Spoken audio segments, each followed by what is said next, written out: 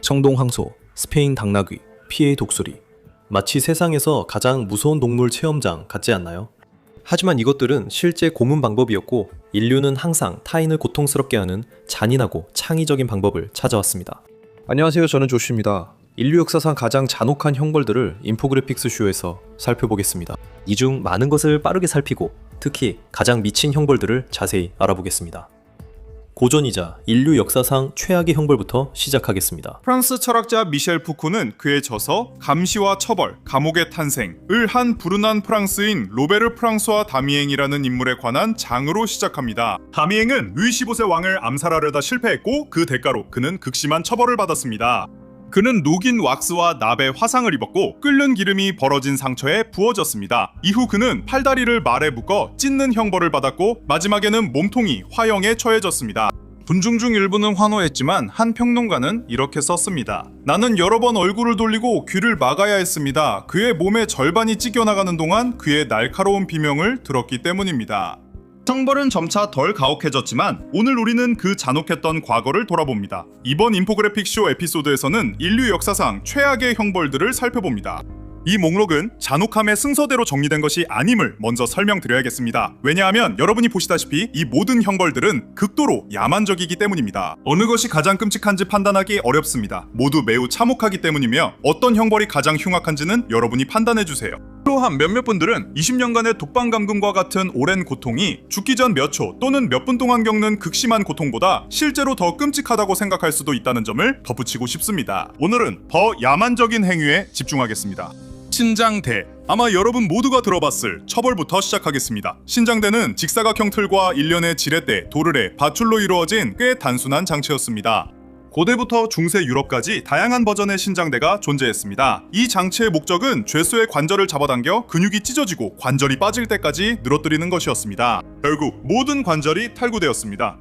교수형, 내장 적출, 그리고 사지절단. 이것은 다미엥에게 일어난 일과 비슷하지만 중세 영국에서 국가에 대한 반역죄, 즉 대역죄를 저질렀을 때 사용된 매우 끔찍한 처형 방식으로 더 잘 알려져 있습니다.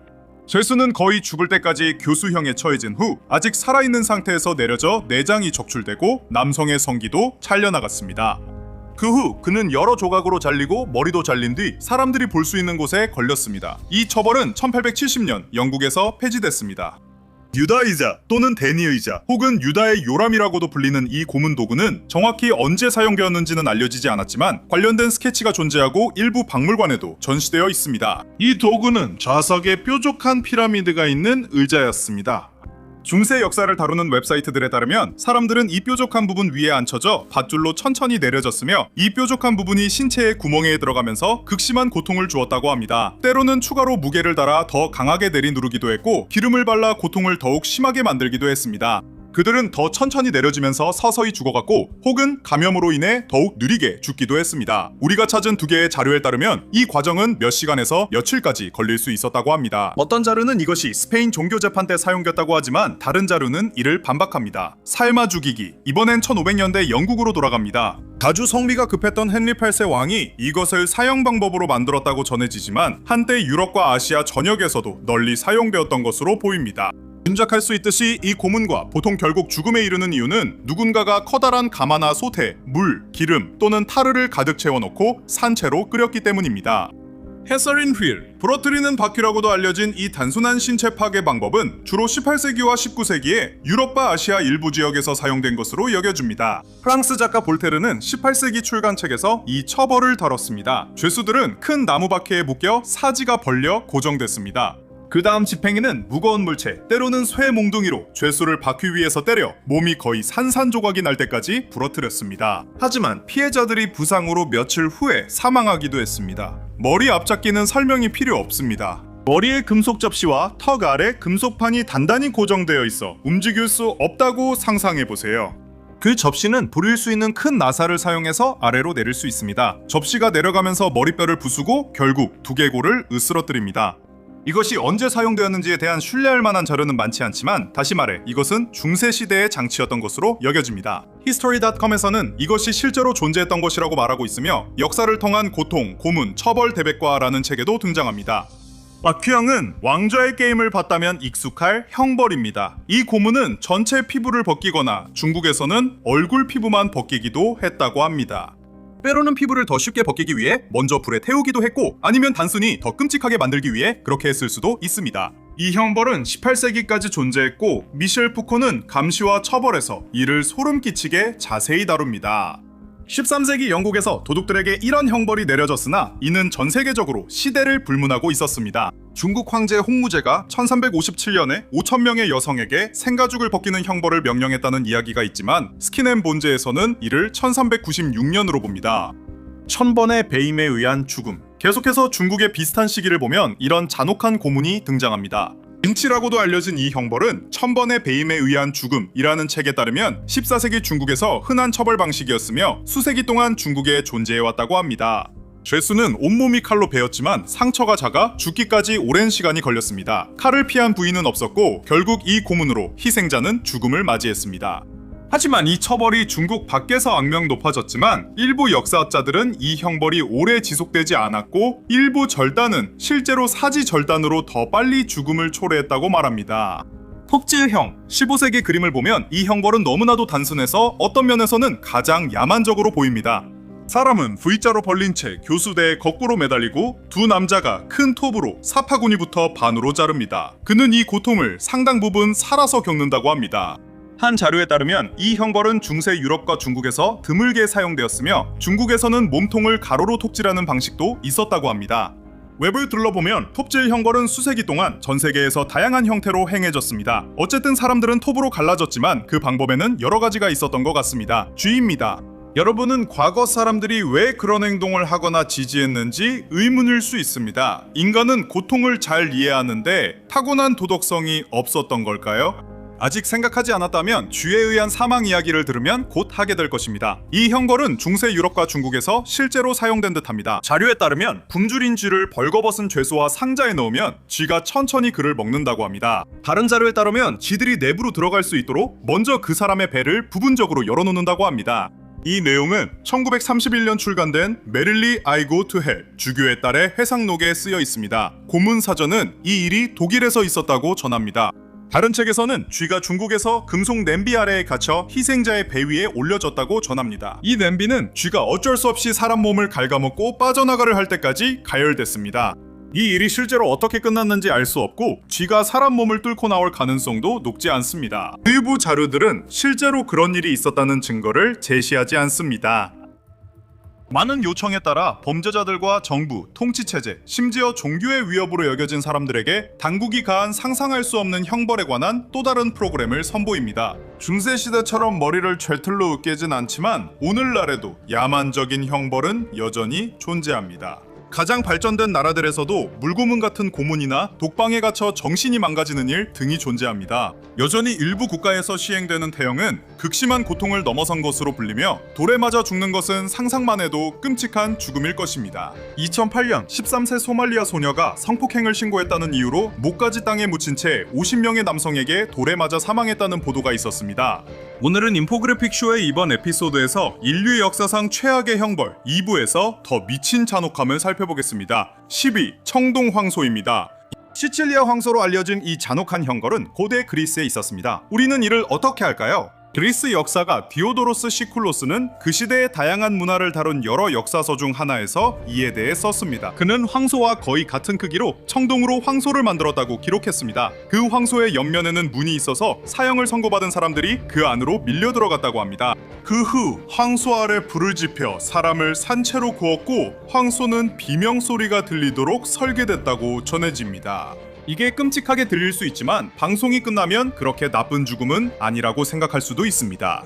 9번째, 아이언 메이든. 헤비메탈 팬이라면 이 이름을 들어봤을지 모릅니다. 이 밴드는 고문 기구에서 이름을 땄습니다. 많은 고문 도구와 마찬가지로 역사가들은 사용 시기와 방법을 논쟁하지만 현재 박물관에서 아이언 메이든을 볼 수 있습니다. 최초의 아이언 메이든은 14세기 게르만족이 발명한 것으로 여겨지지만 이후 수많은 역사가들이 이에 대해 저술했습니다. 이것들은 이집트 미라처럼 보이지만 문 안쪽에 가시가 많아 문이 닫히면 안에 사람이 꿰뚫립니다. 일부 역사가들은 이런 것들이 실제로 사용되지 않았거나 드물게 사용됐다고 하지만 존재했던 것은 분명합니다. 다른 이들은 18, 19세기 옛사람들이 얼마나 야만적이었는지 자기 시대가 더 나아졌음을 보여주려 많이 언급했다고 씁니다. 여덟째, 십자가형입니다. 이것은 매우 끔찍한 사망 방식이라 첫 에피소드에 넣었어야 했습니다. 기독교 역사를 보면 십자가형은 벌거벗은 사람을 나무에 묶거나 못 박는 형벌이었습니다. 그 사람은 천천히 죽임을 당했고 예수 그리스도도 마찬가지였습니다. 십자가 처형에도 다양한 방법이 있었다는 점은 잘 알려지지 않았습니다. 아마도 나무에 못 박히는 것이 그나마 나은 경우였겠지만 훨씬 더 끔찍한 것은 뾰족한 말뚝에 꿰뚫린 채로 죽을 때까지 방치되는 것이었습니다. 고대에도 일본은 이를 너무 잔인하다고 여겼습니다. 로마 철학자 키케로는 가장 잔혹하고 혐오스러운 형벌이라 했습니다. 충격, 폐혈증, 탈수로 죽지 않으면 주변 동물이 먹이로 삼을 수도 있었습니다. 게다가 이는 고대에만 있었던 일이 아니라는 점도 잘 모를 수 있습니다. 일본인들은 16세기에 사람들을 십자가에 못 박았고 버마인들은 19세기에 그랬습니다. 그리고 중동의 일부 지역에서는 십자가형이 여전히 합법적인 처벌입니다. 7번, 스페인 당나귀. 이 당나귀는 누구도 타고 싶지 않을 것입니다. 첫 번째 쇼를 봤다면 누군가 고문당하는 방식이 유다의 요람과 비슷하다는 걸 알 수 있습니다. 죄수들은 삼각형 나무 블록 위에 앉혀졌고 능선에는 못이 박혀 있을 수 있습니다. 그들은 날카롭게 깎인 능선 위로 내려앉혀졌고 때로는 추로 아래로 더 끌어내려져 극심한 고통을 겪었습니다. 일부 자료는 이 고문으로 사람이 몸이 갈라져 죽게 했고 다른 자료는 불구로 만들었다고 합니다. 프랑스인들은 이를 슈발리에 또는 말이라 불렀습니다. 히스토리 채널 다큐에 따르면 이런 장치는 남북전쟁 때 남부연합군 포로 고문에 사용됐습니다. 포로들은 고통으로 기절하거나 평생 장애를 겪기도 했습니다. 여섯 번째, 유방 파열기입니다. 이 끔찍한 도구들은 뱀의 송곳니처럼 생긴 두 갈래 포크와 비슷했지만 철로 만들어졌습니다. 희생자와 가치, 고통의 역사와 이론이라는 책에 소개된 이 도구는 달궈진 후 여성의 가슴을 찢어내는 처벌에 사용되었다고 합니다. 이로 인해 심각한 흉터와 가슴을 잃었고 감염으로 종종 목숨을 잃었습니다.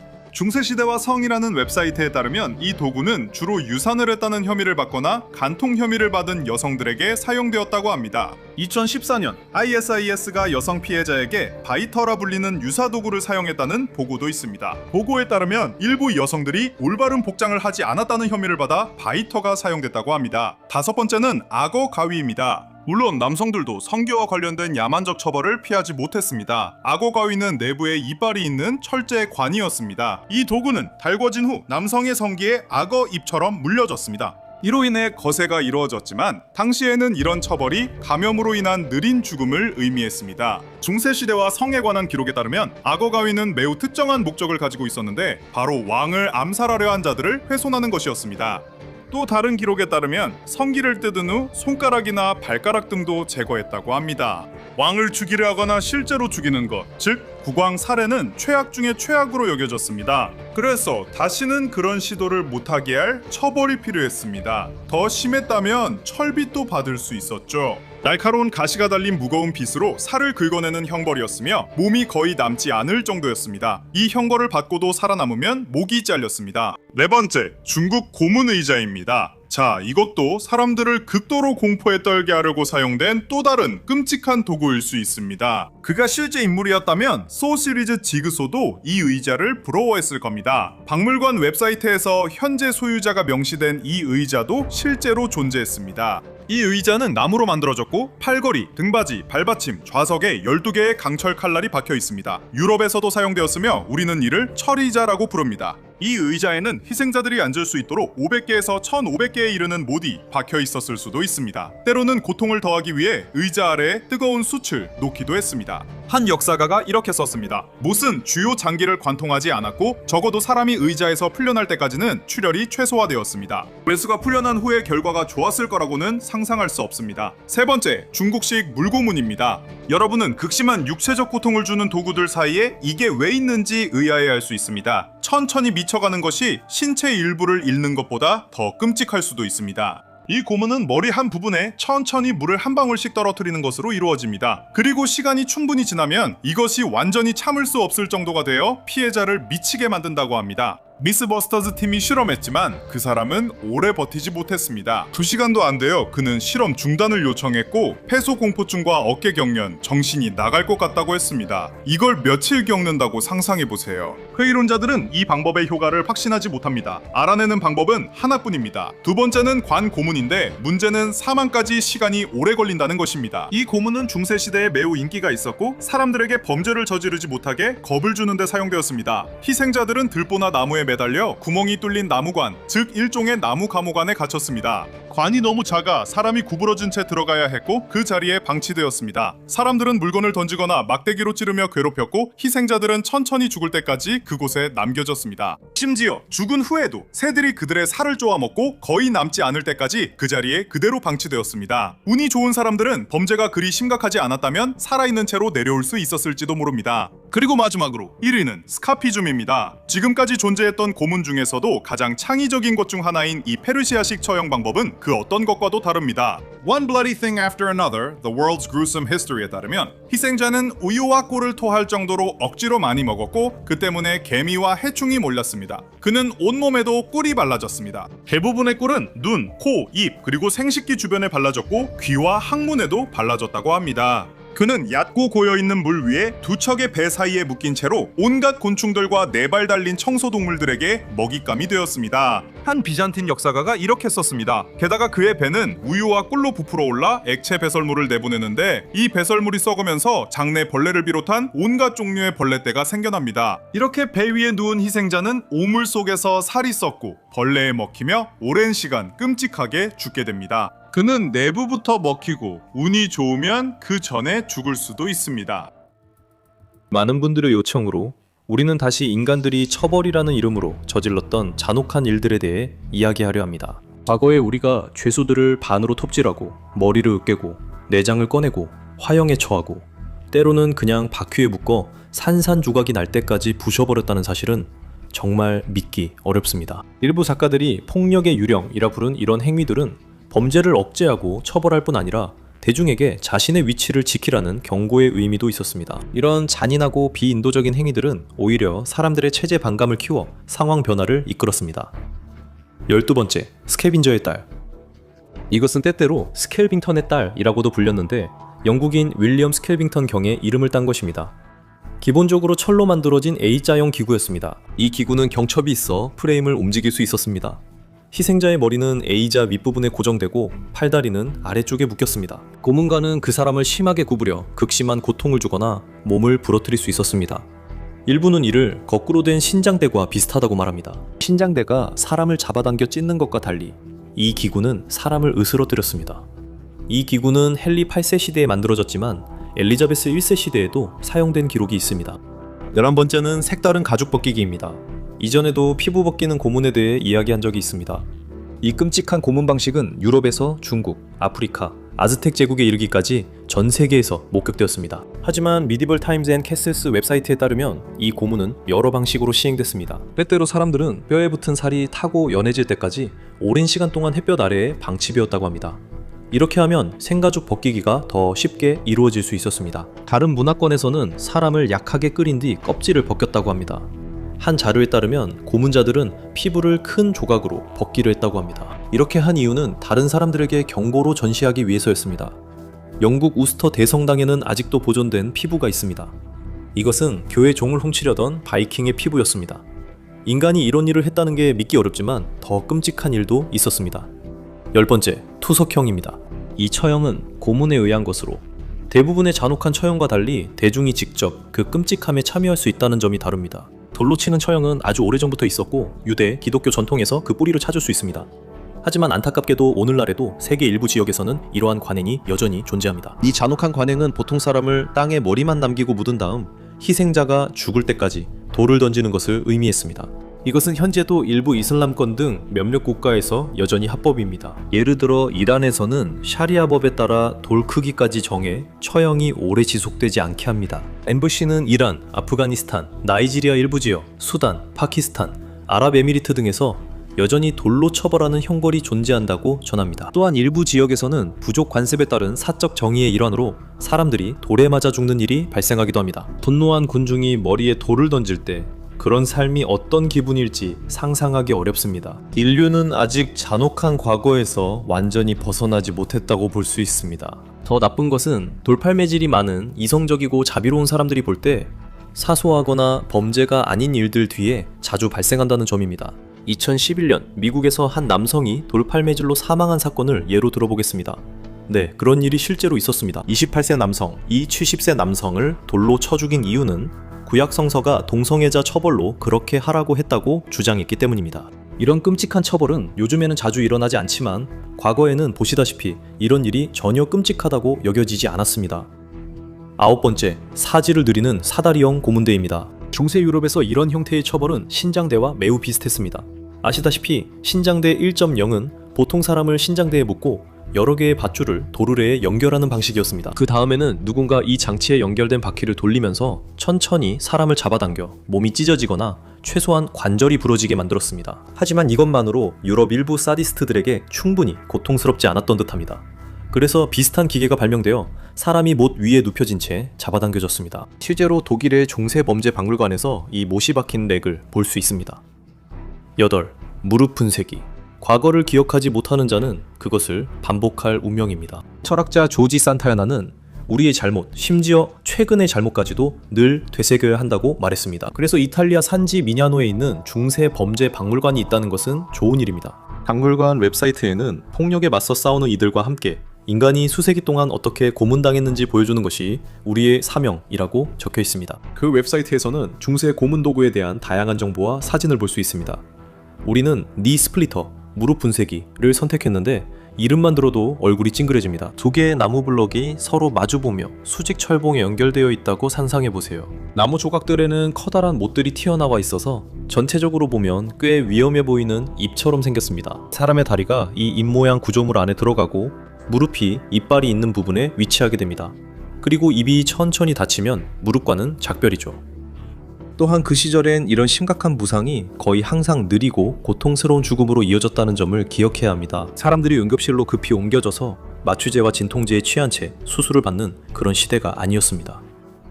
7번째, 브랭크스입니다. 리 스플리터와 달리 브랭크스라는 이름은 처벌을 명확히 설명하지 않습니다. 이 형벌은 스컬스 브라이들, 위치스 브라이들 등 다른 이름도 있습니다. 이것은 기본적으로 사람의 머리에 씌우는 철제 제갈이었고 보통 여성에게 사용되었습니다. 제갈 안에 있는 금속 조각이 혀를 눌러서 말을 할 수 없게 만들었습니다. 네, 굉장히 불편했죠? 하지만 그렇게 심각하게 들리진 않네요. 일부 부모들은 자녀에게 브랭크스를 사용할 수도 있습니다. 하지만 문제는 이런 걸 쓰고 있으면 사람들이 당신에게 함부로 해도 된다고 생각할 수 있다는 점이었습니다. 이 말은 사람들이 소변을 맞거나 대변을 뒤집어 쓰거나 때로는 맞아 죽기도 했다는 뜻입니다. 이런 일들은 1500년대부터 1800년대 유럽에서 있었습니다. 아마 이 처벌이 보통 평민이 주제넘게 말을 했을 때 내려졌다는 걸 짐작할 수 있을 겁니다. 또한 여성들이 남의 이야기를 퍼뜨렸을 때 처벌로 사용된 경우도 있습니다. 어느 정도로는 이것이 중세시대의 소셜미디어 계정 정지와 비슷한 역할을 했습니다. 6째, 장대 관통형입니다. 사람들이 다른 방식으로 먼저 죽은 뒤 장대에 꿰뚫리기도 했지만 항상 그런 건 아니었습니다. 좋은 소식은 이 처벌이 오래 끄는 방식이 아니라 빠르고 격렬하게 끝났다는 점입니다. 이제 그만하죠. 보통 큰 막대기를 뾰족하게 깎아서 뾰족한 쪽이 위로 향하게 땅에 박았습니다. 그리고 그 장대에는 기름을 발랐습니다. 그 다음에는 사람을 항문부터 이 뾰족한 막대 위에 올려놓았습니다. 막대가 몸을 관통하면서 장기를 찌를 때 그 사람은 아래로 끌려 내려갔습니다. 이 방법은 되게 빠르게 죽였지만 장기가 다치지 않으면 몇 시간 동안 고통스럽게 비명을 질렀습니다. 워싱턴 포스트 등 여러 자료에 따르면 아르메니아 대학살 때도 사람들이 장대에 꿰뚫렸습니다. 이런 일은 20세기 초까지 있었습니다. 5째, 용골 끌기형입니다. 이 형벌은 선원들에게 적용됐으며 판자 끝에서 바다로 떨어지는 벌보다 훨씬 끔찍했습니다. 이름처럼 형벌을 받은 자는 배의 용골 아래로 끌려갔습니다. 용골은 배의 척추나 등뼈와 같은 부분으로 보통 가장 먼저 만들어지는 부분입니다. 처벌로서 선원들은 밧줄에 묶인 채 배가 움직이는 동안 물속으로 내려졌습니다. 그들은 용골 아래로 끌려갔는데 그 당시 용골에는 항상 매우 날카로운 따개비들이 붙어 있었습니다. 거의 익사할 뻔한 상황에 더해 그 사람의 피부와 살점이 찢겨나갔습니다. 일부 보고에 따르면 선원들은 신체 일부를 잃거나 죽는 경우가 있었습니다. 현대적으로는 유튜브 댓글에서 아무도 동의하지 않을 때 비난받는 것과 비슷할 수 있습니다. 똑똑하게 행동하고 용골형을 피하세요. 넷째, 대나무 고문입니다. 아시아 일부 지역 사람들은 대나무를 정말 좋아합니다. 어떻게 안 좋아할 수 있겠습니까? 먹을 수도 있고 컵으로도 쓸 수 있습니다. 훌륭한 비계가 되며 대나무로 많은 것들을 만들 수 있습니다. 여기에 어떤 종류는 하루에 거의 35인치나 자랄 정도로 믿을 수 없을 만큼 빠르게 자란다는 점을 더해보세요. 또한 대나무는 매우 튼튼합니다. 그리고 이제 무슨 이야기가 나올지 아시겠죠? 네, 때때로 사람들은 자라는 대나무 끝에 항문이 먼저 오도록 묶여 고정되었다고 합니다. 대나무는 빠르게 자라면서 희생자의 몸을 관통했다고 전해집니다. 이것은 매우 느린 형태의 처형이었습니다. 일부 보고서는 이런 일이 실제로 없었을 수 있다고 하지만 여러 매체와 자료에서는 19세기 태국인들이 이런 방식으로 적을 처형했다고 전합니다. 세 번째는 동물 관련 처형입니다. 과거 로마 콜로세움 프로그램을 보셨다면 맹수형을 아실 겁니다. 이는 동물에 의한 처형으로 다양한 형태였습니다. 훈련된 코끼리에게 밟혀 죽거나 내장이 쏟아지면 관중들이 환호했습니다. 사자에게 던져지거나 곰과 싸우게 되기도 했습니다. 나중에 중국에서는 2마리의 말에 의해 몸이 찢기는 처형이 있었습니다. 중동에서는 말에 밟혀 죽는 것이 한 형태의 처벌이었습니다. 동물과 관련된 처벌 중에서 가장 미친 것은 로마의 포에나 쿨리라는 형벌이었습니다. 이것은 예전 일본 게임쇼에서 참가자들이 상품을 위해 고통을 참던 것과 비슷하게 들리지만 이 형벌은 훨씬 끔찍해 결국 죽음에 이르렀습니다. 과정은 간단했습니다. 사람을 큰 가죽 자루에 넣고 그 자루 안에 원숭이, 뱀, 개 같은 동물들을 집어넣었습니다. 그리고 분위기를 더 끔찍하게 만들기 위해 닭 몇 마리도 같이 넣었습니다. 자루를 묶어서 물에 던졌습니다. 아마 이 형벌의 현대판은 페이스북에서 정치 이야기를 하면서 긍정적인 결과를 기대하는 것일지도 모릅니다. 두 번째, 전반적인 압사형입니다. 로마 제국 이후에도 세계 여러 나라에서는 압사형이라는 처벌이 있었습니다. 동물들과 익사당하는 게 이상하게 느껴진다면 이 처벌은 단순합니다.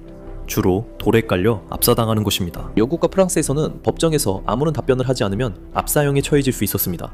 아무 말도 하지 않고 침묵을 지키면 압사당하는 것이죠. 그들은 당신이 죄를 인정하길 원했지만 많은 나라에서는 그 자백이 사실이 아니었을 겁니다. 영국에서는 압사를 쇠와 돌의 무거운 짐이 몸에 올려진다고 묘사했습니다. 그가 죽을 때까지 보리빵 3조각만 주고 다음 날엔 물도 주지 않습니다. 이후에도 살아있으면 아무것도 주지 않습니다. 누군가의 생명을 빼앗는데 일주일이 걸릴 수도 있었습니다. 그럼에도 끝까지 유죄를 인정하지 않는 이들이 있었습니다. 하나는 피의 독수리형입니다. 이것은 가장 창의적인 죽음의 방식으로 기록될 것입니다. 일종의 섬뜩한 그림 시와도 같습니다. 많은 분들이 바이킹스 드라마를 보셔서 아실 텐데 영광스러운 피해 독수리에 대해 모르는 분들을 위해 설명하겠습니다. 이 의식적인 처형 방식은 압권입니다. 차라리 화난 동물들이든 자루에 들어가 호수에 빠지는 것을 선택하겠습니다. 바이킹 사가에서 이렇게 설명됩니다. 에이나이 백작은 하프단에게 가서 그의 등에 피해 독수리를 이렇게 새겼습니다. 그는 등뼈를 따라 몸통에 칼을 찔러 넣고 등뼈에서 허리까지 모든 갈비뼈를 잘라내고 그곳에서 폐를 꺼냈습니다. 기본적으로 갈비뼈가 등 뒤로 날개 모양으로 잡아당겨지고 다른 내장들과 함께 피투성이 독수리가 되는 것입니다. 오늘은 과거의 더 잔혹한 이야기와 함께 다시 처벌에 대해 이야기하려고 합니다. 우리가 이 주제로 계속 돌아오는 건 인류가 믿을 수 없을 만큼 야만적이었기 때문입니다. 여전히 꽤 야만적이라는 주장도 있습니다. 그럼에도 불구하고 세월이 흐르면서 우리가 전체적으로 어느 정도 더 문명화되었다는 점에는 논쟁의 여지가 없습니다. 우리는 더 이상 대중 앞에서 범죄자들의 배를 가르는 일은 하지 않습니다. 우리는 일반적으로 적의 피부를 벗기지 않으며 포로가 된 군인들 몸속에서 대나무가 자라게 두지도 않습니다. 분명히 200년 후에는 사람들이 2000년대 초반의 우리가 얼마나 야만적이었는지 이야기할 것입니다. 마치 우리가 지금 조상들이 했던 일에 얼굴을 찡그리는 것처럼 말이죠. 10. 독방 감금. 전 세계적으로 여전히 죄수를 독방에 가두는 일이 계속되어 이것이 목록에 있는 것이 놀라울 수 있습니다. 그 이유는 그가 자신이나 다른 사람에게 위험하거나 규칙을 어기거나 다른 죄수들의 표적이 되었기 때문일 수 있습니다. 하루 종일 또는 대부분의 시간을 독방에 혼자 있는 것은 여러 가지 심리적 질병을 유발할 수 있지만 오늘날 대부분의 나라에서는 인권 협약으로 인해 과거에 있었던 더 가혹한 형태의 독방 감금은 금지되고 있다고 상상할 수 있습니다. 1800년대 미국에서는 복방 감금이 시행되었지만 일반적으로 운동 시간이나 전문 치료사와의 면담 같은 것은 없었습니다. 종종 수감자들은 성경 한 권만 주어지고 빛이 거의 들어오지 않는 방에 갇혀 참회의 시간을 갖도록 했습니다.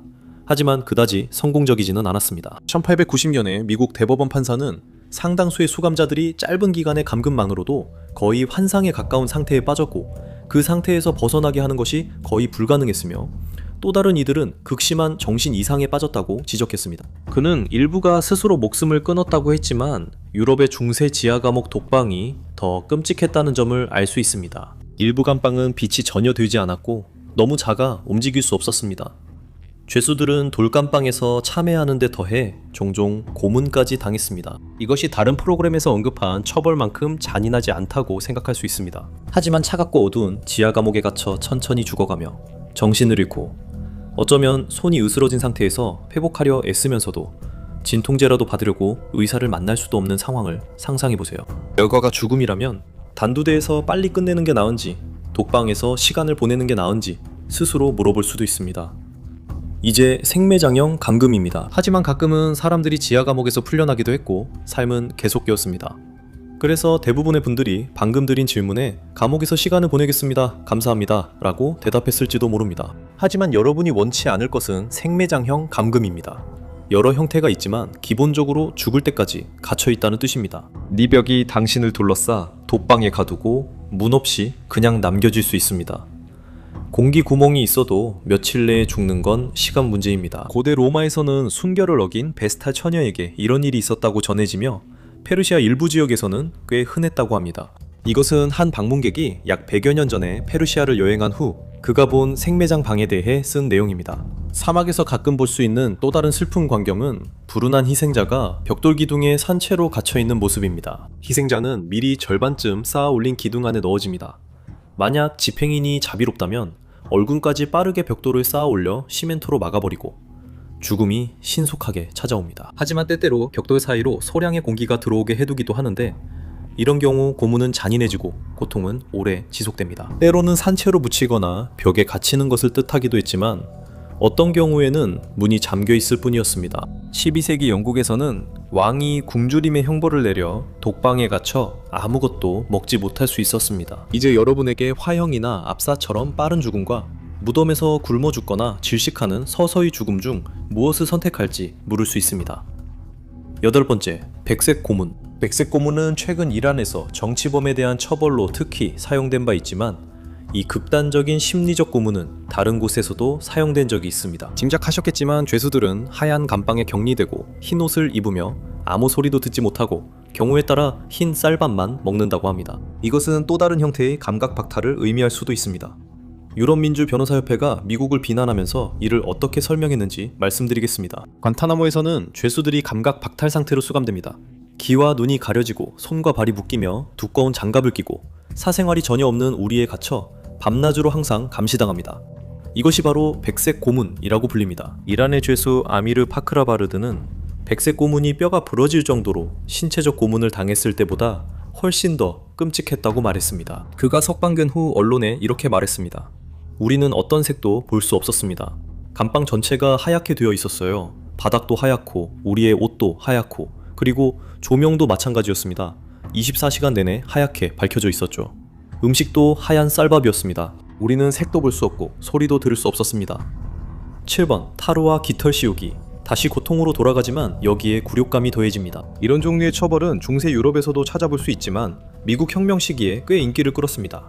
보통 사람을 발가벗긴 뒤 뜨거운 타르를 피부에 부어버리는 방식이었습니다. 그 후 그 사람에게 깃털을 뿌려서 사실상 새 같은 몰골이 되게 했습니다. 고통스러운 부분은 뜨거운 타르였고 굴욕스러운 부분은 깃털이었습니다. 수년 후 임시 아일랜드 공화국은 적과 관계를 맺었다고 비난받는 여성들에게 타르와 깃털을 씌우기도 했습니다. 2007년 벨파스트 텔레그래프는 이 공포에 질린 여성들이 머리를 삭발당한 뒤 가로등 기둥으로 끌려갔다고 보도했습니다. 묶인 채로 머리 위에 뜨거운 타르가 부어졌습니다. 그 후 깃털이 그들 위에 뿌려졌고 깃털은 며칠 동안 타르에 달라붙어 그들이 공동체에 저질렀다는 이른바 범죄를 상기시키는 역할을 했습니다. 6번째, 물에 의한 재판입니다. 이것은 비인도적일 뿐만 아니라 세상에서 가장 후진적인 정의로 기록될 수도 있습니다. 17세기까지도 유럽 일부 지역에서 이러한 일이 목격되었습니다. 그리고 마녀로 지목된 여성이 있으면 그녀는 물에 뛰어보는 시험을 받게 되었습니다. 메리 서튼이라는 여성의 사례를 예로 들 수 있습니다. 1613년에 발행된 기록에 따르면 메리 서프는 다른 여성을 혼수 상태에 빠뜨렸다는 혐의를 받았습니다. 그녀가 일하던 땅의 주인이 그녀에게 돌을 던졌지만 결국 병으로 죽었습니다. 이 일로 인해 그녀가 악마와 거래를 했다고 여겨졌고 이후 그녀는 마녀 시험을 받게 되었습니다. 그녀는 밧줄로 묶인 채 강에 던져져 떠오르는지 확인했습니다.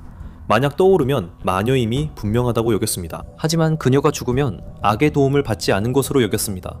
이 관행은 여러 형태로 진행됐고 때로는 여성들이 물에 던져졌으며 그녀의 운명은 신이 결정한다고 여겼습니다. 5번째, 귀나 코를 잃는 것. 이런 종류의 처벌은 가장 가혹한 정의라고 할 수 있습니다. 요즘 같으면 사회봉사나 벌금 혹은 비난 정도로 끝날 작은 범죄에 대한 처벌이었습니다. 예를 들어 미국이 아직 신생 국가였을 때 한 목사는 사람들이 이단이나 다른 악행으로 귀가 잘리는 처벌을 받았다고 말했습니다. 그가 말한 그 악행이 무엇이었는지 궁금할 수 있습니다. 유럽의 일부 지역에서는 포주질이라고 불리는 일, 즉 중세시대의 포주 행위로 코를 잃을 수도 있었습니다. 실제로 과거에는 많은 범죄에 대해 코나 귀를 자르는 일이 자주 있었습니다. 이는 당신이 죄를 저질렀다는 것을 다른 사람들에게 알리는 방법이었기 때문입니다. 평생 동안 수치의 흔적을 안고 살아가야 했죠. 4번째, 고통의 배. 이 형벌은 즉각 죽음을 초래하진 않았지만 극심한 고통과 종종 부상으로 인한 느린 죽음을 불러왔습니다. 이제 말씀드려야 할 것은 이러한 도구들이 실제로 존재했고 일부는 박물관에도 있지만 그것들이 어떻게 사용되었는지는 다소 추측에 가깝다는 점입니다. 일부 보고에 따르면 배 모양 기구는 부적절한 말을 한 이들을 처벌하는 데 쓰였다고 합니다. 이 기구는 피고인의 입에 넣을 수 있었고 열쇠를 사용하면 금속 부분이 바깥쪽으로 벌어지면서 입을 크게 벌리게 만들었습니다. 다른 보고에 따르면 이 기구는 남성과 관계를 맺은 남성의 뒷부분에 삽입되거나 유산을 시도한 혐의를 받은 여성의 앞부분에 삽입되었다고 합니다. 3. 햄스트링 절단. 이것은 기본적으로 사람을 불구, 예전 표현으로 절름발이로 만드는 방법이었습니다. 보통은 죄수의 햄스트링 근육, 힘줄을 모두 끊어서 사실상 다시는 걷지 못하게 만드는 것이었습니다. 이 처벌의 예를 최소한 하나는 아미아누스 마르켈리누스의 저서 로마사에서 찾을 수 있습니다.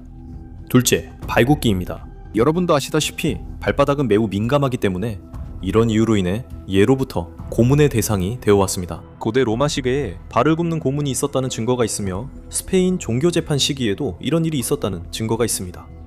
이런 고문은 사람을 불구로 만들 수 있으며 이는 던전, 불, 그리고 검, 기사단과 십자군의 실제 사례로 묘사되어 있습니다. 선전 기사단 소속의 한 사람이 이단 혐의로 고발되어 발이 구워졌습니다. 그 고문은 매우 극심해서 그의 발뼈가 숯처럼 타서 부서졌다고 합니다. 1. 나사. 다른 프로그램에서 고문 도구에 대해 많이 이야기했는데 많은 것에 나사가 포함되어 있었습니다. 하지만 가장 단순한 종류는 종종 엄지손가락, 발, 다리 나사로 불렸습니다. 머리 나사에 대한 증거뿐 아니라 일부 생식기 나사 증거도 있습니다. 단순히 바이스를 말하는 것이며 머리용은 크고 엄지손가락용은 작습니다. 다리나 발에 사용하는 경우에는 때때로 부츠라고 불렸습니다.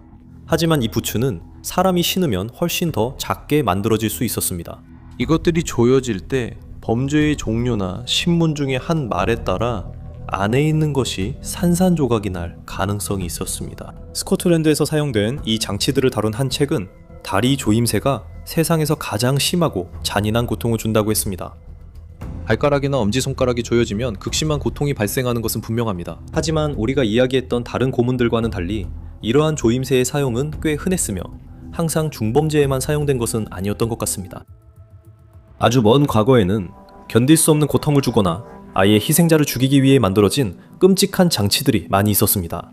이 중에는 희생자를 산채로 죽이는 황소 모양의 황동 조각상인 황동 황소처럼 꽤나 무시무시하게 들리는 것들도 있습니다. 유방절단기나 페어 오브 앵귀시 같은 것들도 절대 겪고 싶지 않은 고문 도구의 또 다른 예입니다. 하지만 만약 당신이 포로가 되었고 책임자들이 바퀴, 즉 캐서린 수레바퀴를 꺼내겠다고 위협한다면 당신은 그건 그렇게 나쁘게 들리진 않는데?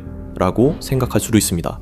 하지만 정말 큰 충격을 받게 될 겁니다. 왜 그런지 이번 인포그래픽 쇼 에피소드 캐서린 수레바퀴 최악의 형벌들에서 설명해 드리겠습니다. 전설에 따르면 캐서린 수레바퀴는 알렉산드리아의 성 캐서린의 이름에서 유래했습니다.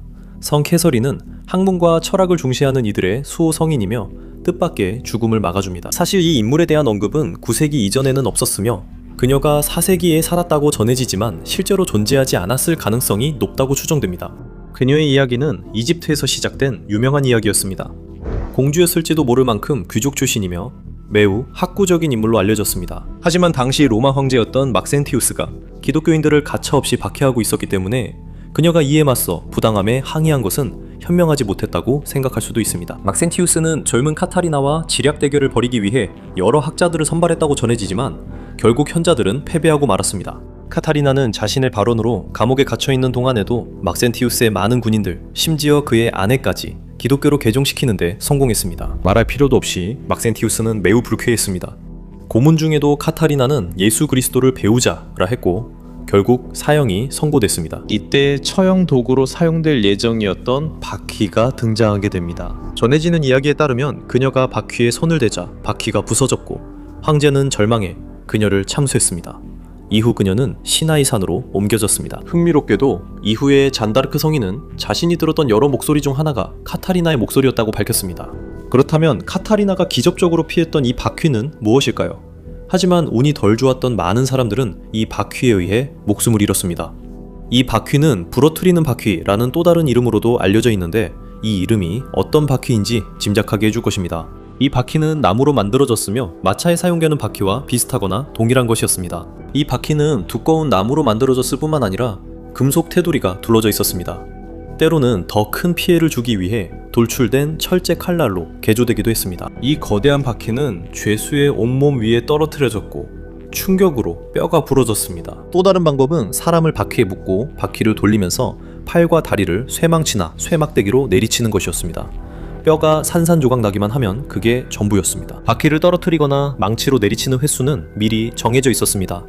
이는 죄수가 저지른 범죄의 정도, 예를 들어 강도나 살인과 같은 범죄에 따라 달라졌습니다. 가장 악질 범죄자에겐 범죄에 맞는 처벌을 위해 추가 노력이 들었고, 예를 들어 희생자 밑에 뾰족한 나무 조각을 놓아 고통을 더했습니다. 반면 가장 심한 고통을 피하게 하려면 바퀴를 떨어뜨리거나 쇠로 내리칠 때 또는 직후에 치명상을 입혀 즉사시키기도 했습니다. 불행하게도 대부분의 사람들은 그렇게 운이 좋지 않았고 뼈를 부수는 것은 단지 시작에 불과했으며 두세 단계 중 첫 번째 단계였습니다. 첫 번째 단계가 끝나면 시신은 보통 또 다른 바퀴살 사이로 끼워졌습니다. 정상인에게는 어렵지만 팔다리가 부러지면 훨씬 쉬웠습니다. 그 바퀴는 기둥에 부착되어 모두가 볼 수 있게 전시됐는데 이는 십자가형을 당한 사람들을 공개적으로 내거는 것과 비슷했습니다. 이 시점에서 일부는 토막나거나 목이 졸려 마침내 고통스럽게 그들의 고통이 끝났습니다. 다른 이들은 타오르는 불 위에 올려지거나 아니면 아예 불 속에 직접 던져지기도 했습니다. 심지어 바퀴에 매달린 채로 교수형을 당하는 경우도 있었지만 이 방법은 주로 가장 극악한 범죄를 저질렀거나 여러 중대한 범죄를 저지른 사람들에게만 적용되었습니다. 처형을 담당한 집행인들은 자신들이 죽인 이들의 영혼에게조차 자비를 베풀지 않았습니다. 시신들은 그냥 내던져지거나 매달린 채로 남겨져 야생동물들의 부리와 이빨, 발톱에 의해 뜯어먹히게 되었습니다. 많은 사람들은 이것이 영혼들이 안식을 찾지 못하게 하며 다른 이들에게도 경고가 된다고 믿었습니다. 하지만 캐서린 휠에 의해 사형을 선고받을 사람들에게는 한 가지 작은 희망이 있었습니다. 그것은 그들이 어떻게든 빠져나오거나 아니면 휠이 제대로 작동하지 않을 경우였습니다. 이런 상황에서는 신의 개입으로 여겨졌고 그 죄수의 목숨은 결국 살려졌습니다. 하지만 이런 일은 거의 일어나지 않았습니다. 이런 일이 너무 드물게 일어났기 때문에 실제로 일어나면 그 기적을 묘사한 종교화의 주제가 되곤 했습니다. 대부분의 경우 사형을 선고받은 사람들은 예술작품에 남겨지지 못했습니다. 게다가 그들의 고통은 죽기 전까지 계속되는 듯 보였습니다. 14세기에 살인자가 죽기 전에 3일 동안 버텼다는 이야기도 전해집니다. 또 다른 경우에는 보나디즈라는 남자가 무려 나흘 밤낮을 버텼다고 합니다. 1500년대 독일의 연쇄살인범에 대한 좀 더 의심스러운 기록도 있는데 그는 술의 도움으로 무려 9일 동안이나 살아있었다고 전해집니다. 하지만 역시나 마지막 이야기도 또 다른 전설이 가능성이 높습니다. 캐서린 휠, 즉 브레이킹 휠은 정말 끔찍한 장치였습니다. 이 장치는 고대부터 근세 초기까지 유럽에서 공개 처형 방법으로 사용되었습니다. 바이에른에서는 1813년에 금지될 때까지 사용되었고 마지막으로 사용된 것으로 추정되는 사례는 1841년 프로이젠에서 있었습니다. 우리 모두는 오늘날의 범죄자들 역시 그렇겠지만 시간이 지나며 대부분의 사회에서 이 형벌이 외면받게 된 것을 다행으로 여깁니다. 차라리 뼈를 부러뜨리거나 머리를 얼음물에 넣어 익사할 듯한 고통을 주는 게 더 나았다고 생각할 수도 있습니다. 차라리 그런 고통이 귀가 먹먹해질 만큼 끝없이 이어지는 새하얀 세계보다 나았을 것입니다. 몇 달 동안 아무 색도 볼 수 없었습니다. 간방은 하얗고 벽도, 문도, 바닥도 모두 하얗습니다. 당신이 입은 옷도 하얗고 밤낮으로 밝은 흰색 조명이 계속 켜져 있었습니다. 그들이 문으로 음식을 줄 때마다 항상 흰 접시에 담긴 흰 쌀밥이었습니다. 머릿속의 목소리 외에는 아무 소리도 들리지 않았습니다. 화장실을 쓰고 싶으면 하얀 종이를 문 밑으로 밀어 넣어야 했고 푹신한 신발을 신은 경비원들이 소리 없이 와서 문을 열어주면 그제야 하얀 화장실을 쓸 수 있었습니다. 몇 달 이 생활을 하면 자신이 누구였는지도 잊고 머릿속 목소리가 현실이 됩니다. 부모님 얼굴도 기억 못하게 됩니다. 백색 고문의 세계에 오신 것을 환영합니다. 방금 설명해드린 것은 때때로 강화된 신문 기법이라고 불리는 것이며 이 경우에는 극도의 감각 차단이라고도 합니다. 이 고문을 겪은 사람은 아미르 파크라바르라는 이란의 전직 수감자입니다. 그의 죄는 이란 정권을 비판했다는 것이었습니다. 1990년대 후반과 2000년대 초반 활동가였던 그는 여러 번 투옥과 신문을 겪었고 뼈가 부러질 정도로 구타당했지만 아무것도 아니었다고 했습니다. 어떤 것도 백색 고문만큼 잔인하지 않았습니다. 그는 8개월간 백색방에 있다가 풀려나 이란을 탈출해 미국으로 이주했습니다. 그는 운이 좋았습니다. 에빈 교도소에 수감됐던 전직 정권 비판자들은 일부 수감자가 그곳에서 고문으로 사망했다고 전했습니다. 일부 수감자는 에빈 교도소에서 처형됐고 다른 이들은 신체 일부가 절단되거나 실명당했습니다. 대부분은 끔찍한 환경에 감금됐습니다. 이란에 대해 더 이야기하겠습니다. 이란 언론인 이브라힘 나바비가 백색 고문에 대해 한 말을 들어보시죠. 그는 2004년 휴먼 라이츠 워치와 통화했습니다. 다음은 그 일부입니다. 에빈 교도소로 나온 후 수면제 없이는 잠을 못 잡니다. 자유로워도 외로움은 사라지지 않고 문이 닫힐 때마다 그 감정이 따라옵니다. 그래서 우리는 이것을 백색 고문이라고 부릅니다. 그들은 당신을 때리지 않고도 원하는 것을 얻습니다. 당신은 서서히 무너지기 시작하고 한번 무너지면 그들이 당신을 통제하게 됩니다. 그리고 결국 당신은 자백하게 됩니다. 이란의 백색 감방에 수감됐던 또 다른 전직 수감자는 이렇게 말했습니다. 3일이 지나면 정말 힘들어집니다. 사람마다 무너지는 시점이 다릅니다. 우리는 사람들이 언제 무너지는지 이야기했습니다. 어떤 이는 며칠 만에, 어떤 이는 더 오래 버텼죠. 완전한 침묵 속에서 3일 후 아무 말이라도 듣고 싶었습니다. 욕설이든 거친 신문이든 상관없었습니다. 한마디로 그게 바로 백색 고문의 본질입니다. 사람을 무너뜨리는 것이죠. 정부가 특히 이란 정부뿐 아니라 누군가에게 지옥을 경험하게 해 원하는 정보를 얻게 하려는 것입니다. 이 고문은 멍이나 흉터 같은 신체적 흔적을 남기지 않습니다. 오직 심리적인 상처만 남길 뿐이죠. 이런 일이 미국에 수감된 죄수들에게도 일어난 적이 있을까요? 인권단체들에 따르면 답은 예입니다. 2019년 뉴욕타임스는 CIA의 고문 프로그램에 대해 보도했습니다. 관타나모 수용소와 CIA가 태국에 운영했던 비밀 감옥 같은 블랙 사이트에서 사용된 강화된 신문 기법에 관한 내용이었습니다. 기법에는 며칠간 잠을 못 자게 스트레스 자세를 강요하고 죄수들에게 물고문을 하거나 남성을 제대로 앉을 수도 없는 작은 상자에 가두는 등이 있었습니다. 유럽민주 변호사라는 단체는 관타나모 시설에서 신문 요원들이 때때로 남성들의 눈과 귀를 가린다고 썼습니다. 그들은 죄수의 손에 두꺼운 장갑을 끼우고 발을 묶었습니다. 이런 종류의 감각 박탈은 일종의 백색 고문이라고 불렸지만 오히려 암흑 고문에 더 가까운 것처럼 들립니다. 그래도 결과는 같습니다. 죄수는 제정신을 잃기 시작합니다. 이라크 아부그라이브 교도소에서도 유사한 사건이 발생했고 사진 공개로 전 세계에 알려졌습니다. 미군은 때때로 남성들에게 작업복을 입히고 묶고 입에 마스크를 씌우고 눈과 귀를 가렸습니다. 고문의 결과로 항상 죄수의 감각이 마비되었고 결국 정신적으로 무너지기 시작했습니다. 하지만 영국은 이라크에서 그 일이 있기 전부터 비슷한 일을 해왔습니다. 1970년대에는 아일랜드 공화국과 연관이 있다고 의심받는 사람들이 재판도 없이 집이나 거리에서 끌려갔습니다. 그들은 비밀신문센터로 끌려가서 5가지 기법이라고 불리는 고문을 당했습니다. 그것은 두건 씌우기, 벽에 세워두기, 수면 박탈, 소음 노출, 음식과 음료 박탈이었습니다.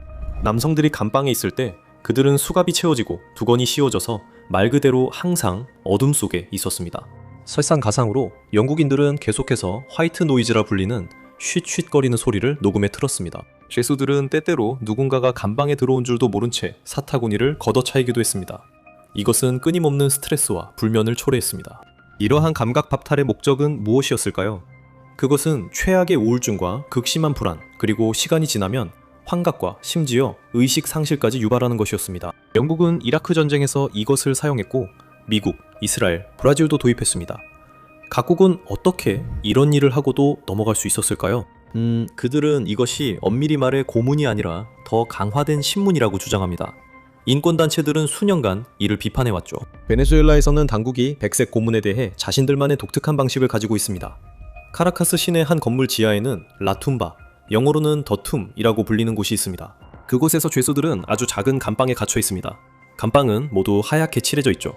그들은 교도관이나 다른 죄수들과 아무런 접촉도 허락되지 않으며 아무 소리도 들을 수 없습니다. 밤낮으로 밝은 불빛이 감방 안을 비춥니다. 그래서 얼마 지나지 않아 죄수들은 시간이 몇 시인지 전혀 알 수 없게 됩니다. 놀랍지 않게도 일부 죄수들이 자살을 시도했다는 보고도 있습니다. 일부는 구토, 설사, 환각을 겪습니다. 한 수감자 어머니는 아들이 산채로 묻힌 것과 같고 사실상 죽음을 기다린다고 했습니다. 당신은 백색 고문을 견딜 수 있겠습니까? 저희는 불가능하다고 봅니다. 백색 고문을 견디며 미치지 않을 수 있다고 생각하는 사람은 없습니다. 휴먼 라이츠 워치는 이란 59 교도소 전 수감자와 대화했습니다. 그 수감자는 그 격리 감방을 보고 저는 그 독방에서 하룻밤이라도 보내면 제정신을 유지할 수 없을 것 같습니다. 라고 말했습니다. 하얀 방에서의 일뿐 아니라 그 후에 무슨 일이 일어나는지도 중요합니다. 한 이란 전 구금자는 나는 한 사람으로 들어갔다가 완전히 다른 사람으로 나왔다고 말했습니다. 잠시 이런 처지라고 생각해보세요. 당신은 9세기 중세 영국의 왕입니다. 그리고 무시무시한 바이킹 무리들에게 공격당하고 점령당했습니다. 그들은 죽이고 약탈하기 위해 먼 길을 건너왔습니다. 당신은 곧 처형된다는 말을 듣고 천막 같은 곳에서 어떻게 진행될지 궁금해합니다. 고향에서는 범죄자들이 단두대로 끌려갑니다. 당신은 빠르고 고통 없이 끝나겠지. 기도하고 끝이야. 나는 순교자야. 천국에서 잘 지낼 거야. 라고 생각하지만 적들이 얼마나 잔혹한 수를 쓸지 과소평가했습니다. 곧 갈비뼈와 폐가 등 뒤로 끌려나와 날개 달린 존재처럼 된다는 걸 알게 됩니다. 젠장, 정말 끔찍하겠군 이라고 생각합니다. 간단히 말해서 그게 바로 블러드 이글입니다. 하지만 이 끔찍한 바이킹 처형 방식에 대해 좀 더 설명을 덧붙이겠습니다. 먼저 그 사람은 가슴을 바닥에 대고 엎드린 채로 등이 위를 향하게 놓입니다. 아마도 희생자는 무슨 일이 일어날지 듣지 않았다면 앵글로색슨 잉글랜드 관습대로 자신이 목이 잘릴 거라 생각했을지 모릅니다. 그들이 미리 알았는지는 확실하지 않습니다. 바이킹 문헌에 관련 내용이 없고 희생자를 붙잡거나 묶었을 것이라는 추정도 옛 기록이 없습니다. 그래서 그는 엎드려 기다립니다. 이런 처형은 의식이었으니 특별한 장소에서 많은 바이킹 남성들이 지켜봤을 것입니다. 알몸의 희생자에게 아주 날카로운 칼이나 도끼 같은 더 큰 무기를 든 집행자가 다가갑니다. 어떤 경우에는 그의 피부에 독수리 모양을 새기기도 했습니다. 이건 그저 시작에 불과했습니다. 그 칼로 그는 남자의 등의 살을 찢어냅니다. 그 힘이 너무 세서 실제로 갈비뼈가 절단됩니다. 그 갈비뼈는 날개처럼 바깥쪽으로 잡아당겨지고 펼쳐집니다. 백미는 남자의 폐를 등 뒤로 끌어내어 갈비뼈 날개 위에 덮는 순간입니다. 이 의식은 새의 날개를 연상시키도록 고안되어 블러드 이글이라 불립니다. 너무 끔찍해 사실이 아닐 것 같죠? 그렇다면 이런 일이 실제로 있었던 걸 어떻게 할까요? 바이킹 시대에는 다른 고대 문화들처럼 시인들이 있었습니다. 이것을 스칼드 시라고 불렀죠. 이 시들은 사가의 일부가 되었으며 사가는 바이킹 칙략, 위대한 왕, 전설, 피비린내 나는 전투 같은 이야기를 다룹니다. 이 이야기들 중 일부는 오늘날까지 전해져 오고 있으며 번역도 되었습니다. 오크니 사가라는 이야기가 있는데 이 이야기는 하랄드 1세 페어헤어라는 인물의 업적을 자세히 다루고 있습니다. 그는 노르웨이의 첫 번째 왕이었다고 전해집니다. 그는 바이킹이 오크니와 셰틀랜드 북부 제도를 점령했을 때의 통치자로 알려져 있습니다. 혹시 그곳이 어디인지 모를 수도 있는데 대부분의 분들이 모를 거라고 생각합니다. 오크니와 셰틀랜드는 스코틀랜드 북쪽에 위치해 있지만 본토가 아니라 여러 개의 섬으로 이루어진 곳입니다. 참고로 여러 섬이 모여있는 것을 군도라고 부릅니다. 보시다시피 우리는 단순히 피와 잔혹함만을 묘사하는 것이 아닙니다. 이 사가는 이 섬들에서의 삶에 대해서도 자세히 다루고 있습니다. 일부 학자들은 사가에 적힌 내용이 실제로 일어난 일인지 의문을 제기할 수도 있습니다. 왜냐하면 이 사가는 하랄드 왕이 살았던 시기보다 훨씬 나중에 쓰였기 때문입니다. 이 사가는 13세기에 쓰였지만 바이킹들은 9세기부터 그곳에 있었고 전승 과정에서 세부 내용이 전달됐을 수 있습니다. 어쨌든 짧은 이야기를 더 짧게 하자면 하랄드의 전사 아들 중 한 명인 하프단 롱레그는 권력 다툼에 연루되어 바이킹 귀족 한 명과 다른 60명을 죽인 죄로 처형당했습니다. 그는 이 일을 형제와 함께 저질렀습니다. 그 형제는 오크니에서 추방됐지만 작전의 주모자는 그만큼 운이 좋지 않았습니다. 살해당한 귀족의 아들은 복수를 했고 오딘 신에게 바치는 희생으로 하프단 롱레그에게 블러드 이글 형벌을 집행할 것을 요구했습니다. 번역하면 이런 식입니다. 에이날 백작은 하프단에게 다가가 그의 등에 블러드 이글 형벌을 집행했습니다. 그는 칼을 척추역 가슴에 찔러넣고 갈비뼈를 허리까지 모두 잘라낸 다음 패를 꺼냈습니다. 그것이 하프단의 죽음이었습니다. 이것이 첫 번째 사례입니다. 두 번째 사례는 바이킹 전사 이발을 뼈없는 자와 관련이 있습니다. 그는 노르드 영웅 라그나르 로드브로크의 아들이라고 알려져 있습니다. 왜 뼈없는이라는 별명이 붙었는지 궁금할 수 있습니다. 역사학자들도 같은 의문을 가졌고 일부는 그가 뼈가 없었던 게 아니라 남성 기능에 문제가 있었다고 봅니다. 그는 신체적으로 부족했던 점을 머리로 보완했습니다. 전투에서 뛰어난 전략가였다고 전해집니다. 이 시기는 바이킹이 앵글로색슨 잉글랜드의 상당 부분을 점령하던 때로 이는 라그나르의 아들들 이야기 사가에 자세히 기록되어 있습니다. 이 이야기는 9세기 노썸브리아 왕 엘라에 관한 것입니다. 북부 잉글랜드의 노썸브리아에서 엘라 왕은 라그나르 로드브로크의 침공 소식을 듣습니다. 그가 어떤 일을 했고 어떻게 죽었는지에 대해서는 여러 가지 기록이 있지만 그 중 하나는 스포일러가 될 수 있습니다. 만약 아직 바이킹스라는 드라마를 다 보지 않았다면 귀를 막으세요. 이제 그는 엘라 왕에게 붙잡혀 뱀 구덩이에 던져집니다. 그곳에서 그는 목숨을 잃게 됩니다. 뼈없는 이바르는 북부 잉글랜드 군대가 강할 때 침공하지 않고 때를 기다립니다. 실제로 그는 잉글랜드에 머무르면서 엘라 왕에게 베르길드라고 불리는 것을 요구합니다. 이것은 한 남자의 생명에 대한 일종의 보상금으로 이 경우에는 그의 아버지에 대한 것입니다. 그는 엘라에게 소가죽 한 장과 그 가죽으로 감쌀 수 있는 땅만 원한다고 말합니다. 현대적으로 보면 엘라는 저런 바보도 있구나 라고 생각했을 겁니다. 영리한 이바르는 가죽을 얇은 끈으로 잘라 넓은 지역을 감쌌고 이것이 새 도시가 될 것이라며 그 도시는 잉글랜드 북부의 요크라 전해집니다. 이바르는 지역 초장들을 모두 아군으로 만들고 강한 군대를 얻습니다. 이제 잉글랜드의 나머지 지역을 공격해 엘라에게 복수할 때라 결심합니다. 많은 잉글랜드 북부인들이 그를 존경해서 이바르에게 충성을 맹세하는데 이는 노르드식 선전처럼 보이기도 합니다. 이 일은 엘라가 포로로 잡히고 이바르가 잉글랜드 북동부 왕이 되며 끝납니다. 그의 형제들은 잉글랜드와 유럽 전역을 약탈하며 떠돕니다. 한편 엘라는 악명 높은 피해 독수리 형벌을 받게 되는데 11세기 시에 따르면 번역하면 이렇게 묘사되어 있습니다. 그리고 요크에 거주하던 이바르는 엘라의 등에 독수리 모양으로 칼집을 냅니다. 꽤 순화된 설명이네요. 그걸로 피에 대한 갈증이 해소되지 않았다면 다른 설명도 있습니다. 이렇게 되어 있습니다. 그들은 엘라의 등에 피의 독수리를 새기고 척추에서 모든 갈비뼈를 잘라냈으며 그의 폐를 꺼냈습니다. 자, 그런데 이런 일이 실제로 일어났을까요? 글쎄요, 누가 알겠습니까? 왜냐하면 그들 역시 그 자리에 없었으니 어떤 역사가도 사실 여부를 확실히 알 수 없습니다. 일부 학자들은 노르드 시인들이 현대 시인들처럼 은유적이고 상징적으로 표현해 항상 문자 그대로의 의미만 전달하지는 않았다고 말합니다. 12세기 덴마크 시인 삭소 그라마티쿠스도 사람들이 잘려나가 독수리로 변하는 내용을 썼다고 합니다. 그 어두운 시절에는 공통된 주제가 있었던 것 같습니다. 기록에 따르면 바이킹들은 그 의식을 한층 더 끔찍하게 만들어 벌어진 몸 안에 소금을 부었다고 합니다. 어떤 사람들은 그런 일이 실제로 있었을 수 있고 다른 사람들은 번역 과정에서 많은 내용이 사라졌다고 봅니다. 사가의 작가들은 실제 사건 수백 년 후에 이를 기록했습니다. 여러분도 아시다시피 시간이 지나면서 일들은 과장되는 경향이 있습니다. 처음에는 어떤 남자가 기차역에서 다른 사람을 밀치는 일로 시작했지만 일주일이 지나면 누군가는 이빨과 눈을 잃는 피비린내 나는 싸움으로 변할 수 있습니다. 그 혼란 속에서 영웅이 등장할 수도 있습니다. 사람들이 바이킹을 존경해서 그들의 폭력적인 이야기가 과장된 것일까요? 그래서 바이킹의 사나움을 더 부풀린 걸까요? 아니면 그 이야기들이 사실에 가까웠던 걸까요? 정확히 할 수는 없지만 피해 독수리 형벌이 어느 정도 거론된 것은 사실입니다. 학자들 의견이 엇갈리지만 이 프로그램의 취지상 사실이 좋은 이야기에 방해가 되지 않게 하겠습니다. 정의라는 측면에서 고대 페르시아 제국은 엄격하지만 공정했다고 할 수 있습니다. 형법에는 눈에는 눈, 이에는 이라는 탈리오의 원칙이 포함되어 있었습니다. 경범죄는 보통 벌금형에 처해졌습니다. 명예훼손 시 낙인이 찍혔고 중범죄에는 사형이 선고됐습니다. 두 번의 기회 규칙으로 첫 범죄에는 처형되지 않았습니다. 자, 이제 고대 페르시아에서 두 번의 기회를 모두 잃었습니다. 사형이 어떻게 집행될지 궁금해집니다.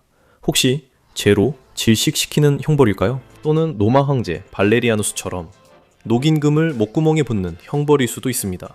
어느 쪽이 더 끔찍한지 말하기 어렵지만 오늘은 그중 가장 잔인했던 페르시아의 형벌을 소개하겠습니다. 고대 페르시아인들은 정의와 관련된 엄격한 법률을 가지고 있었지만 말씀드린 것처럼 때로는 그것이 그들이 엄청나게 잔인해지는 것을 막지 못했습니다. 가장 끔찍한 형벌을 소개하기 전에 몇 가지 예를 더 들어보겠습니다. 예를 들어 페르시아 판사 시사무네스의 죽음을 들 수 있습니다. 그는 부패했다고 전해지며 기원전 530년부터 기원전 522년까지 통치한 페르시아의 캄비세스 2세 왕은 법정을 부패시키려는 다른 이들에게 경고로 삼기 위해 그를 본보기로 삼고자 했습니다. 그 판사는 머리부터 발끝까지 산채로 가죽이 벗겨졌고 그의 피부는 의자를 만드는 데 사용되었다고 전해집니다. 이야기에 따르면 그 이후로 임명된 모든 판사는 부패할 경우 어떤 일이 일어날지 알 수 있도록 반드시 그 의자에 앉아 시간을 보내야 했다고 합니다. 이 끔찍한 광경은 시사무네스의 체포와 시사무네스의 생가죽 벗김이라는 그림에서 볼 수 있습니다. 그리고 키루스 대왕의 이야기도 있습니다. 기록에 따르면 그의 아내는 자신의 내시 중 한 명에게 매우 불만을 품었고 너무나도 화가 나서 그를 3번이나 죽이라고 명령했다고 합니다. 이것을 3번의 죽음이라고 부릅니다. 먼저 그의 눈이 뽑혔다고 전해지지만 이후 다시 간호를 받아 회복했다고 합니다. 두 번째 죽음은 생가죽이 벗겨지는 것이었지만 또다시 죽지 않도록 간호를 받았습니다. 완전히 생가죽이 벗겨지지는 않았을 겁니다. 그렇게 되면 죽으니까요. 그가 좀 나아진 뒤 십자가에 못 박혀 일이 끝났습니다. 하지만 이 이야기에는 여러 가지 버전이 있다는 점을 말씀드려야겠습니다. 지금은 이 버전으로 진행하겠습니다. 자, 이 두 처형을 생각해보면 정말 이보다 더 끔찍한 것이 있을 수 있을까요? 자, 이제 미트리다테스라는 남자의 이야기를 살펴봐야겠습니다. 그는 기원전 401년에 처형당한 젊은 페르시아 병사였습니다. 이 남자는 실수로 소키루스를 죽였다고 전해집니다. 소키루스는 자신의 형인 아르사케스를 죽이고 왕위를 차지하려던 반역자였습니다. 수천 명의 병사들이 키루스 편에서 전사했고 이는 쿠낙사 전투로 이어졌습니다. 키루스 군대는 아르타크세르크세스 군을 공격해 우위를 점했고 왕위가 그의 눈앞에 있었습니다. 키루스는 형의 친위대를 공격하러 갔고 그 순간 갑자기 어디선가 창이 날아와 그를 맞췄고 그는 그 자리에서 즉사했습니다. 장군들은 큰 타격을 입고 모두 퇴각했습니다. 미래의 왕이 죽어 모든 것이 끝났습니다. 이 이야기는 그리스 전기 작가 플루타르코스가 아르타크세르크세스의 생애에 기록했기 때문입니다. 또 다른 그리스 작가 크테시아스는 플루타르코스에게 키루스를 실수로 창으로 죽인 남자의 운명을 얘기했습니다. 그의 이름은 미트리다테스였습니다. 어떤 사람들이 미트리다테스에게 약간 화가 났던 것도 이해할 수 있습니다. 가장 엄격한 처벌만이 적합했고 바로 그때 스카피즘이 등장합니다. 플루타르코스는 이 특이한 사형 방식을 이렇게 묘사합니다.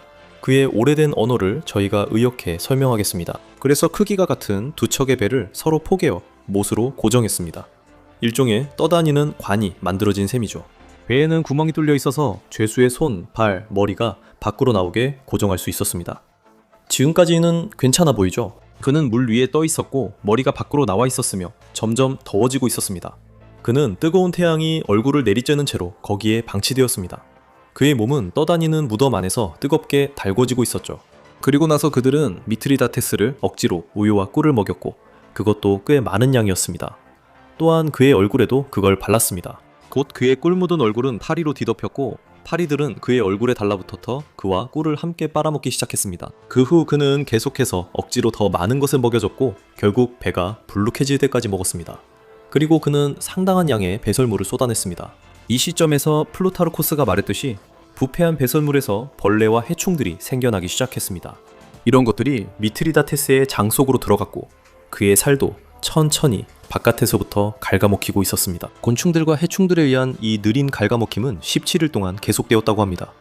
그때쯤 불운하게 창에 맞은 젊은 미트리다테스는 산채로 잡아먹혔습니다. 12세기 비잔틴 연대기 작가 요나스 조나리스라는 사람이 이 사건에 대해 또 다른 묘사를 남겼습니다. 사실 같은 이야기이지만 그는 이 이야기를 약간 각색해서 전했습니다. 번역한 결론을 한마디 한마디 그대로 옮기면 이렇습니다.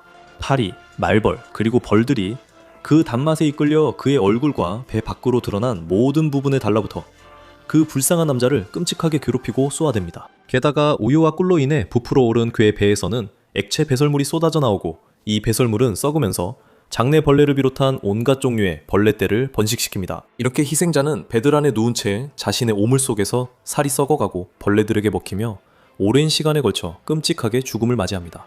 하지만 그게 전부일까요? 스카피즘은 역사상 한 번만 있었던 걸까요? 모두가 말하는 사례가 바로 우리가 방금 설명한 것 같습니다. 대부분의 자료는 스카피즘을 고대에 여러 번 시행된 형벌로 설명합니다.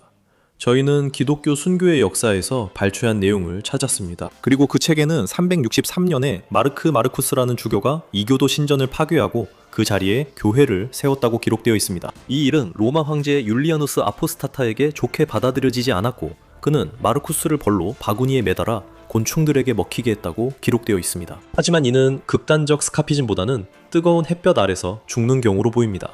위키토크 페이지에서는 스카피즘 논쟁이 많고 일부 편집자들은 프로타르코스 기록의 신빙성을 의심하며 추가 자료를 요구합니다. 프로타르코스가 스카피즘에 대해 기록했지만 일부 역사가들은 그가 페르시아를 악마화하고 자신의 문화를 미화하려 했다고 봅니다. 미트리다테스에게 실제로 무슨 일이 있었는지는 우리가 결코 알 수 없겠지만 현재로서는 그 이야기가 가장 널리 알려진 이야기입니다. 그는 스카피즘을 완전히 당한 유일한 사람일 수도 있고 아니면 플루타르코스가 고대의 가짜뉴스 유포자였을 수도 있습니다.